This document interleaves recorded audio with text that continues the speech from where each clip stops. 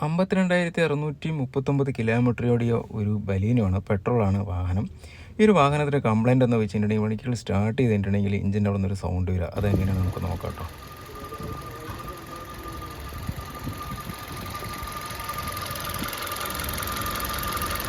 ശ്രദ്ധിച്ച് കേട്ട് കഴിഞ്ഞിട്ടുണ്ടെങ്കിൽ നമുക്കറിയാം കിച്ച് കിച്ച് കിച്ച് കിച്ച് കിച്ച് എന്നുള്ളൊരു സൗണ്ടാണ് വരുന്നത്.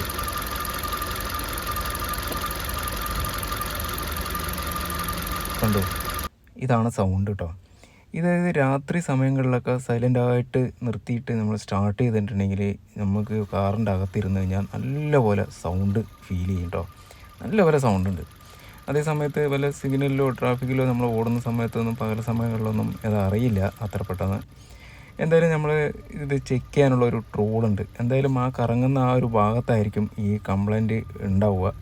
അപ്പോൾ ഇതിൽ AC കംപ്രസർ നമ്മൾ ചെക്ക് ചെയ്തു, അതിന് കംപ്ലൈൻറ്റ് കാണുന്നില്ല. അതേപോലെ തന്നെ അതിൻ്റെ ഓൾട്ടർനേറ്റർ നമ്മൾ ചെക്ക് ചെയ്തു, അതിനും കംപ്ലൈൻറ്റ് കിട്ടിയില്ല. പിന്നെ അതിൻ്റെ ടെൻഷനർ അത് നമ്മൾ നോക്കുമ്പോൾ അതൊന്നും കംപ്ലൈൻറ്റ് കിട്ടിയില്ല. പിന്നെ നമ്മൾ നോക്കുന്ന സമയത്ത് ഇതിൻ്റെ വാട്ടർ പമ്പിൽ നിന്നാണ് കൂടുതലൊരു സൗണ്ട് വരുന്നത്. അപ്പോൾ ഇതിൻ്റെ സ്പെഷ്യൽ ടൂളാണ് നമ്മുടെ കയ്യിലുള്ളത് കേട്ടോ. അതുകൊണ്ട് ചെക്ക് ചെയ്ത് കഴിഞ്ഞിട്ടുണ്ടെങ്കിൽ വൃത്തിയായിട്ട് നമുക്ക് അറിയാൻ പറ്റും. എന്തായാലും വാട്ടർ പമ്പാണ് കംപ്ലൈൻറ്റ്. ഈ ഒരു വാട്ടർ പമ്പിൽ നമുക്ക് അഴിച്ചെടുക്കാം. ഇത് അഴിച്ചെടുക്കുന്നത് നമ്മൾ ഈ ഇഞ്ചൻ മൗണ്ടിങ് ഒന്നും അഴിക്കാതെ തന്നെയാണ് ഇത് അഴിച്ചെടുക്കുന്നത്. വളരെ ശ്രദ്ധയോട് കൂടി തന്നെ നമ്മൾ അഴിക്കുന്നുണ്ട് കേട്ടോ.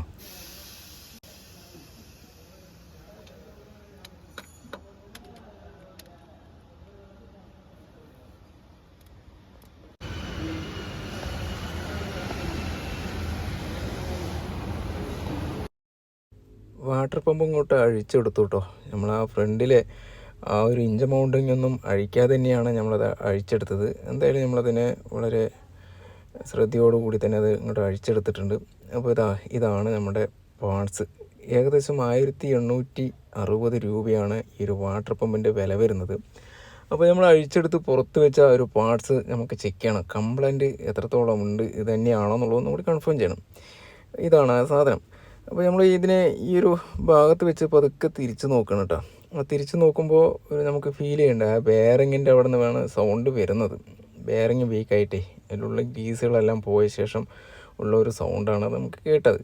അപ്പോൾ നമ്മൾ കയ്യിൽ വെച്ച് തിരിക്കുമ്പോൾ തന്നെ നമുക്ക് അറിയുന്നുണ്ട് അതിൻ്റെ ഒരു തരിപ്പ് നമ്മുടെ കയ്യിലേക്ക് അനുഭവപ്പെടുന്നുണ്ട് കേട്ടോ.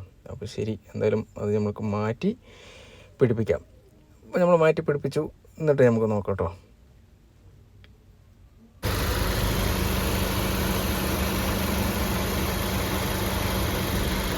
ആ ഒരു സൗണ്ട് പോയിട്ടോ. അതൊരു മുന്നേ ഉണ്ടായിരുന്നത് കിച്ച് കിച്ച് കിച്ച് കിച്ച് കിച്ച് കിച്ച് പറഞ്ഞിട്ടുള്ളൊരു സൗണ്ടാണ് ഉണ്ടായിരുന്നത്. ആ ഒരു സൗണ്ട് പൂർണ്ണമായിട്ടും പോയിട്ടുണ്ട്. അപ്പോൾ കൂളൻ്റൊക്കെ നമ്മൾ മാറ്റിയതല്ലേ, അതുകൊണ്ട് ഒരു 20 കിലോമീറ്റർ നമുക്ക് ഈ ഒരു വാഹനം ഓട്ടിക്കേണ്ടതുണ്ട്. അപ്പോൾ നമ്മൾ ടെസ്റ്റ് ഡ്രൈവ് എടുത്ത് ഓടിച്ചു വന്ന ശേഷം നമുക്കത് റീഫിൽ ചെയ്ത് കൊടുക്കാം കേട്ടോ. അപ്പോൾ ഇതേപോലെ വ്യത്യസ്ത വീഡിയോകളുമായിട്ട് ഇനി നമ്മൾക്ക് കാണാം. എൻ്റെ ഈ ഒരു ചാനൽ നിങ്ങൾ ആദ്യമായിട്ടാണ് കാണുന്നതെങ്കിൽ തീർച്ചയായിട്ടും ഒന്ന് സബ്സ്ക്രൈബ് ചെയ്യണം. ബെൽ ബട്ടൺ അമർത്തണം, ഷെയറും കൂടി ഒന്ന് ചെയ്യുക കേട്ടോ. Thanks for watching.